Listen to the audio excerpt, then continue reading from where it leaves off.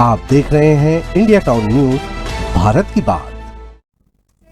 नमस्कार, आप देख रहे हैं इंडिया टाउन न्यूज और मैं हूं आपके साथ सुधीर मिश्रा। स्वागत है आपका हमारे खास बुलेटिन राजधानी सरकार धानी में, जहां हम आपको छत्तीसगढ़ की महत्वपूर्ण खबरों से रूबरू कराएंगे। तो चलिए बुलेटिन की शुरुआत करते हैं, लेकिन उससे पहले आज एक नजर हेडलाइंस पर। छत्तीसगढ़ के स्वास्थ्य विभाग में बड़ा तबादला, 34 जिला स्तर के अफसर इधर से उधर, मंत्रालय से जारी हुई सूची। तहसीलदारों, नायाब तहसीलदारों के खिलाफ एक पक्षी कार्रवाई पर कनिष्ठ प्रशासनिक सेवा संघ ने जताई आपत्ति। भारतमाला परियोजना में मिली अनियमितता, जिला स्तरीय समिति की जांच में पुष्टि हुई, तत्कालीन तहसीलदार और पटवारी के खिलाफ एफआईआर दर्ज। आखिरकार हटाई गई गरियाबंद सीएमएचओ, आधी रात को जारी तबादला आदेश, 58 मेडिकल अफसरों के नाम शामिल। जनहित याचिका पर सुनवाई, हाईवे किनारे शराब दुकानों, ढाबों के बाहर खड़ी गाड़ियों से हो रहे हादसे, हाईकोर्ट ने सरकार, एनटीपीसी और एसईसीएल के मांगा जवाब। अब खबरें विस्तार से। इंदौर के स्वच्छता मॉडल से प्रेरित होकर रायपुर महापौर मीनल चौबे ने शहर को भी इंदौर की तर्ज पर साफ सुथरा और व्यवस्थित बनाने का संकल्प लिया है। इंदौर दौरे से लौटने के बाद आयोजित प्रेस वार्ता में उन्होंने शहर वासियों के लिए कई अहम घोषणाएं की है। महापौर चौबे ने कहा है कि अब रायपुर में प्लास्टिक के उपयोग पर सख्त रोक लगाई जाएगी, साथ ही गीले और सूखे कचरे का पृथक संग्रहण अनिवार्य होगा। उन्होंने बताया कि वार्ड स्तर पर कचरे का अलग अलग संग्रहण सुनिश्चित किया जाएगा और इसमें किसी भी प्रकार की लापरवाही बर्दाश्त नहीं की जाएगी। इन सभी योजनाओं की निगरानी का जिम्मा एनजीओ की महिला सदस्यों को सौंपा जाएगा। मीनल चौबे ने शहरवासियों से अपील की है कि वे स्वच्छता के इस अभियान में भागीदार बने और रायपुर को स्वच्छता की नई ऊंचाई तक पहुंचाने में सहयोग करें।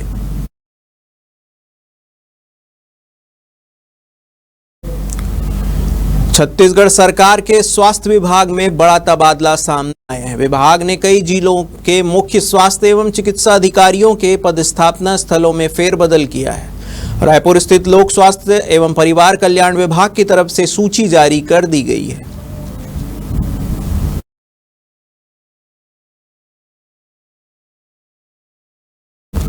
छत्तीसगढ़ के चर्चित 570 करोड़ के कोयला घोटाला मामले में सुप्रीम कोर्ट से जमानत मिलने के बाद पहली बार निलंबित आईएएस रानू साहू, समीर बिश्नोई, सौम्या चौरसिया सहित अन्य आरोपी एसीबी और ईओडब्ल्यू की विशेष कोर्ट में पेश हुए। इस दौरान उन्होंने ईओडब्ल्यू के विशेष न्यायाधीश को बताया कि सुप्रीम कोर्ट के निर्देश के अनुसार सभी छत्तीसगढ़ से बाहर दूसरे राज्य में रहते हैं।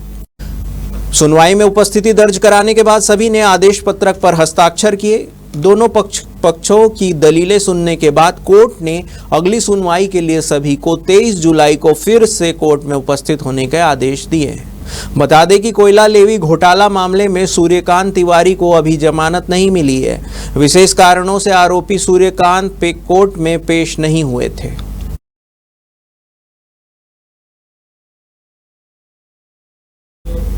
छत्तीसगढ़ कनिष्ठ प्रशासनिक सेवा संघ ने रायपुर कलेक्टर के नाम से एसडीएम को ज्ञापन सौंपा है। संघ की ओर से निलंबित तहसीलदार संजय राठौर सहित अन्य तहसीलदारों, नायाब तहसीलदारों के खिलाफ एक पक्षी निलंबन की कार्रवाई पर आपत्ति जताते हुए बहाली की मांग की है। छत्तीसगढ़ कनिष्ठ प्रशासनिक सेवा संघ ने अपने ज्ञापन में कहा है कि प्रदेश के समस्त तहसीलदार और नायब तहसीलदार राजस्व प्रशासन के समस्त दायित्वों का निर्वहन अत्यंत कठिन परिस्थितियों में कर रहे हैं। प्रकरणों की सुनवाई के लिए वाचक, कंप्यूटर ऑपरेटर और तकनीकी सहयोग की आवश्यकता रहती है, जो कि तहसीलों में उपलब्ध नहीं है। संघ ने अंत में शासन से 1 सप्ताह के भीतर तहसीलदार संजय राठौर को बहाल करने के साथ इसी तरह इसके पूर्व में भी अनुचित रूप से निलंबित किए गए अन्य तहसीलदार, नायब तहसीलदारों की वास्तविक परिस्थितियों की समीक्षा कर उचित न्यायिक प्रक्रिया के पश्चात बहाली की कार्रवाई सुनिश्चित करने की मांग की है।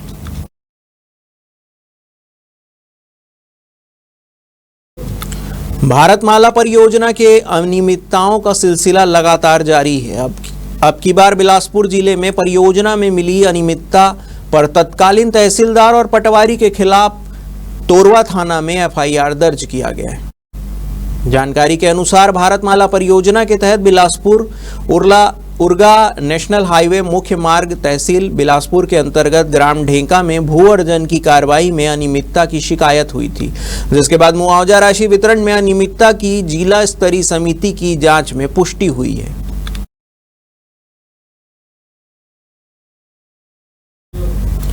जिला अस्पताल में डीडीओ प्रभार लेने के बाद आंतरिक कलह उपजना शुरू हो गया है। पिछले 2 माह से गरियाबंद स्वास्थ्य विभाग चर्चा में आ गया है। जिला अस्पताल के कर्मचारियों ने सीएमएचओ के बहन के खिलाफ मोर्चा खोला था। दुर्व्यवहार के आरोप के चलते बतौर कंसल्टेंट तैनात सीएमएचओ गार्गी यदू की छोटी बहन सृष्टि को राजधानी वापस बुला लिया गया था। इस आदेश के 15 दिन बाद सीएमएचओ गार्गी यदू को अब हटा दिया गया है।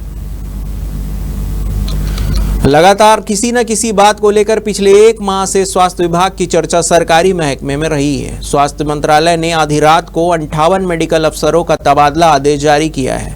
आदेश के मुताबिक गार्गी यदू को धमतरी मेडिकल अफसर के पद पर पुष्ट किया गया है। सिविल अस्पताल कुरुद में पदस्थ यूएस नवरत्न को गरियाबंद के नए मुख्य चिकित्सा अधिकारी बनाए गए हैं।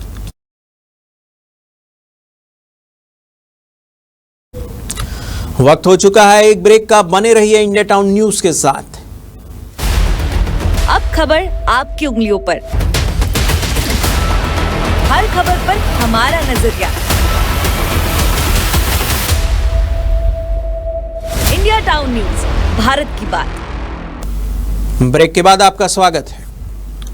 प्रदेश में लगातार बढ़ते सड़क हादसों पर हाई कोर्ट ने कड़ा रुख अपनाया है। चीफ जस्टिस रमेश सिन्हा और जस्टिस रविंद्र कुमार अग्रवाल की डिवीजन बेंच ने जनहित याचिका पर सुनवाई के दौरान हाईवे के किनारे चल रही शराब दुकानें, ढाबों और खुले में फ्लाई ऐश ढो रहे डंपरों को हादसे की बड़ी वजह मानते हुए राज्य सरकार, एनटीपीएस और एसईसीएल से जवाब मांगा है। कोर्ट ने कहा है कि सड़कें सिर्फ परिवहन का साधन नहीं बल्कि नागरिकों की जान की सुरक्षा से जुड़ी हुई है। हादसे रोकने के लिए ठोस कदम उठाने की जरूरत है। सड़क हादसों को लेकर पिछले साल हाई कोर्ट ने खबरों पर संज्ञान लेते हुए जनहित याचिका के तौर पर सुनवाई शुरू की थी। एडवोकेट रविंद्र शर्मा को कोर्ट कमिश्नर नियुक्त किया गया था। उन्होंने पिछली सुनवाई में विस्तृत रिपोर्ट पेश की थी, जिसमें बताया गया था कि मुंगेली जिले के सरगांव में नगर पंचायत कार्यालय के पास ब्लैक स्पॉट है। यहाँ हाईवे से सटी शराब दुकान संचालित हो रही है। यह राज्य सरकार के नियमों के खिलाफ है, जिसमें हाईवे से 500 मीटर के दायरे में शराब दुकान प्रतिबंधित है।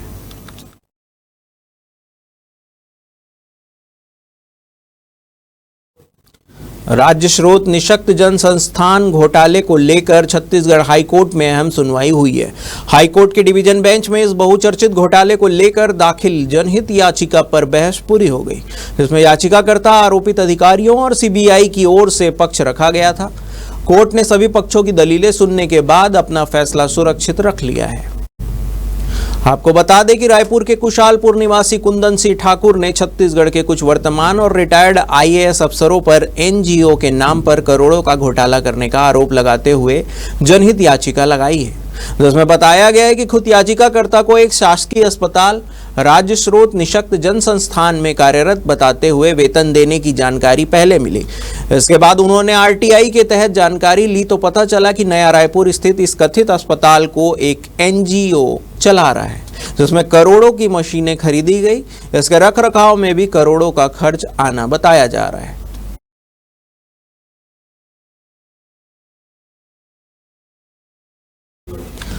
छत्तीसगढ़ में प्रदेश भर के डीईओ और मॉडल शिक्षक लोक शिक्षण संचालनालय के आदेश को ठेंगा दिखा रहे हैं। सभी डीईओ को आरटीई के अंतर्गत प्राइवेट स्कूलों में आरटीई सीटों की जानकारी मांगी गई है, पर अब तक कोई जानकारी नहीं दी गई। अब अंतिम रिमाइंडर आदेश जारी किया गया है और इसमें सख्त चेतावनी दी गई है कि अगर आरटीई सीटों की जानकारी नहीं दी गई तो संबंधित डीईओ के खिलाफ कार्रवाई की जाएगी। वहीं इस मामले को लेकर शिक्षाविदों और पालक संघ का कहना है कि पोल खुल जाने के डर से डीईओ जानकारी नहीं दे रहे हैं। शिक्षण संचालनालय ने जिले में पंजीकृत विद्यालय नोडल द्वारा सत्यापित शालाओं की संख्या, डीईओ द्वारा स्वीकृत स्कूलों की संख्या और निरस्त स्कूलों की संख्या की जानकारी मांगी है। इस आदेश का किसी ने गंभीरता से पालन नहीं किया है। लोक शिक्षण संचालनालय ने दूसरी बार रिमाइंडर पत्र जारी किया गया, पर 33 जिलों के प्रभारी डीओ अब तक जानकारी नहीं दे पाए हैं।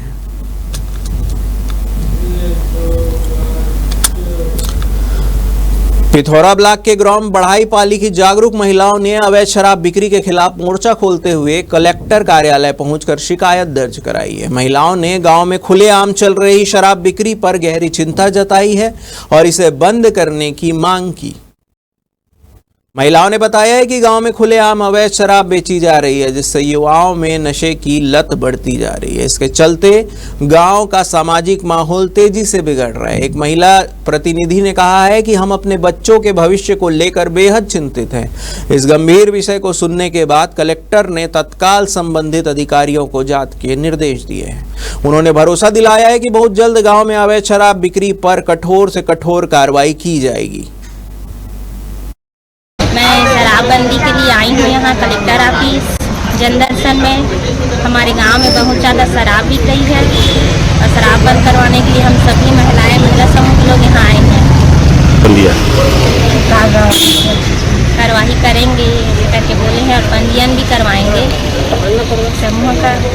दर्शन में कुछ महिलाएं हमारे पास पिथौरा ब्लॉक के डोंगरीपाली ग्राम पंचायत से आई थी और उनकी जो शिकायत थी वो अवैध शराब के संबंध में थी। तो तत्काल हमने हमारे जो आबकारी अधिकारी हैं उनको हमने बोला कि वहाँ पे जाएं और कार्रवाई करें, जो भी इसमें संलिप्त है उसमें जो उचित कार्रवाई करें इसमें। नहीं, ऑलरेडी हम बहुत सारे स्कूल्स में और कॉलेजेस में हमारा वर्कशॉप चल रही है नशा मुक्ति अभियान को लेकर, और ऑलरेडी हमारे जो फूड एंड ड्रग ऑफिसर्स हैं उनको हमने निर्देशित किया हुआ है। एसपी साहब से हमारी लगातार चर्चा होती है कि अवैध जो शराब है चाहे गांजा है इसकी बिक्री जो है वो जिले में पूरी तरह से प्रतिबंधित की जाए। इसके लिए सतत प्रयास कर रहे हैं और उसमें हमारे कुछ रिजल्ट भी आ रहे हैं। महासमुंद जिला मुख्यालय से करीब 13 किलोमीटर दूर स्थित ग्राम भोरिंग से अछोली तक जाने वाला मार्ग पूरी तरह से जर्जर हो चुका है। 5 किलोमीटर लंबे इस मार्ग की हालत इतनी खराब हो चुकी है कि ग्रामीणों, स्कूली बच्चों और मरीज के लिए यात्रा करना किसी चुनौती से कम नहीं रह गया है। ग्रामीणों का कहना है कि सड़क पर गहरे गड्ढे, उखड़े हुए डामर और टूटी हुई परतों के कारण आए दिन दुर्घटनाएं हो रही है। खासकर स्कूली बच्चों और बुजुर्ग को आने जाने में भारी दिक्कतों का सामना करना पड़ रहा है। क्षेत्रवासियों ने इस बदहाल सड़क की मरम्मत के लिए जिला कलेक्टर से मुलाकात की और शीघ्र निर्माण कार्य शुरू करने की मांग की है। कलेक्टर ने ग्रामीणों को आश्वासन दिया है कि जल्द ही सड़क मरम्मत कार्य प्रारंभ किया जाएगा। शासन द्वारा इस सड़क के निर्माण के लिए लगभग 18 करोड़ रुपए की लागत स्वीकृत की गई है। ग्राम भोरिंग का निवासी हूँ और ये रोड 10 सालों से खराब है। पढ़ने वाले बच्चे परेशानी उठाना पड़ रहे हैं और दलदल बरसात में तकलीफ का सामना उठाना पड़ते हैं। और मैं शासन से ये चाहता हूँ कि ये रोड बन जाए और आने जाने में बच्चे लोग को सुविधा हो, सबको सुविधा हो। हम लोग इस इसलिए में आए थे कि हमारे गांव में जो अछोली भोरिंग मार्ग है बहुत ही ज़्यादा जर्जर हो चुकी है, ठीक है। और अभी कुछ कंपनियों का पाइप लाइन के लिए हो रहा है और प्लस बरसात के नाम से उसमें बहुत ज़्यादा कीचड़ हो गए, तो बच्चे लोग को अछोली से भोरिंग स्कूल जाते ही नहीं बन पा रहे, साइकिल नहीं चल रहा है, बाइक भी नहीं चल पा रहा है, इसलिए बहुत ही परेशानी हो गई। जिस सिलसिले में लोग कलेक्टर साहब से मिलने के लिए आए थे, वहाँ से रोड की सिलसिले में बात की कि रोड को जल्दी से जल्दी रिपेयर करने की कष्ट करेगा। देखिए, अछोली और बोरिंग जो रोड है उसका स्ट्रेच लगभग 5 किलोमीटर का है और वहाँ पे जो खबर मेरे को मिली है और वो जो मैंने फोटोग्राफ देखी है, रोड की स्थिति थोड़ी ठीक नहीं है और उसका जो प्राइस है जो बीटी करने का वो लगभग 18 करोड़ से ज़्यादा है। तो वो जैसे ही स्वीकृत होगा उसके बाद भी वहाँ पे बीटी काम स्टार्ट होगा, परंतु अभी हमें अपने माइनिंग डिपार्टमेंट को और प्लस वहाँ पे जो इंडस्ट्रीज काम करती है उनको और हमारे जो डिपार्टमेंट है पीडब्ल्यूडी इनको हमने बोला वहाँ पे एक टेम्परेरी एस्टिमेट हम बना के देंगे, जिसके वहाँ पे गिट्टी डाल के क्रशर से बात करके प्लस यदि मुरम की व्यवस्था करके उसको चलने लायक बना दें, तो वो भी हम व्यवस्था कर रहे हैं और मेरी टीम वहाँ पे गई हुई थी और प्रयास रहेगा जल्दी से वहाँ पे हम टेम्परेरी वहाँ पे काम करें सो दैट वहाँ पे बच्चों को आने जाने में दिक्कत ना हो। छत्तीसगढ़ राज्य महिला आयोग द्वारा जगदलपुर में महिला जन सुनवाई का आयोजन किया गया। इस जन सुनवाई में आयोग की अध्यक्ष डॉक्टर किरणमयी नायक और अन्य सदस्यगण उपस्थित रहे। इस दौरान आयोग ने एक ही दिन में लगभग 95 मामलों की सुनवाई कर तत्काल समाधान की दिशा में कदम उठाए हैं। डॉक्टर किरणमयी नायक ने बताया कि आदिवासी बहुल क्षेत्रों से लगातार महिलाओं से जुड़े विभिन्न सामाजिक, पारिवारिक और आर्थिक मामलों की शिकायतें प्राप्त हो रही है। जिन पर आयोग गंभीरता से कार्रवाई कर रहा है। उन्होंने कहा है कि बस्तर संभाग में लगातार सुनवाई के मामलों की संख्या में अब गिरावट देखने को मिल रही है। डॉक्टर नायक ने कहा है कि राज्य महिला आयोग महिलाओं के हक और सम्मान के लिए पूरी तरह संवेदनशीलता और सख्ती से कार्य कर रही है। कि अभी मैं पहले ये तो बता दूं कि छत्तीसगढ़ में आज राज्य महिला आयोग की जगदलपुर में लगातार 9वीं जन सुनवाई है और आज हमारे साथ यहाँ पर बस्तर संभाग प्रभारी दीपिका जी हैं और रायपुर संभाग प्रभारी लक्ष्मी जी हैं, दुर्ग संभाग प्रभारी ओजस्वी मंडावी जी और बिलासपुर संभाग प्रभारी सरला कोसरिया जी। हम नई सदस्यों की टीम के साथ आज आए हैं और प्रदेश स्तर पर 333 नंबर की जन सुनवाई है। आज यहाँ पर हमारे पास 8 मामले हैं ये टोटल। 3 मामलों की अभी तक सुनवाई है जिसमें दोनों पक्ष आए हैं और अभी जो एक विवाद था ये मतलब बुजुर्ग माँ की आड़ में मंझले बेटे के द्वारा संपत्ति हड़पने की एक साजिश चल रही थी। जो खुद भी लेक्चरर है गवर्नमेंट स्कूल में, उसका छोटा भाई जो बचपन से पढ़ा भी नहीं है, किसानी कर रहा है, उसने 90 साल की लगभग उम्र तक अपनी माँ का पालन पोषण किया है। हमारे खास बुलेटिन राजधानी सरकार धानी में फिलहाल इतना ही। तमाम खबरों के लिए बने रहिए इंडिया टाउन न्यूज के साथ। नमस्कार। आप देख रहे हैं इंडिया टाउन न्यूज, भारत की बात।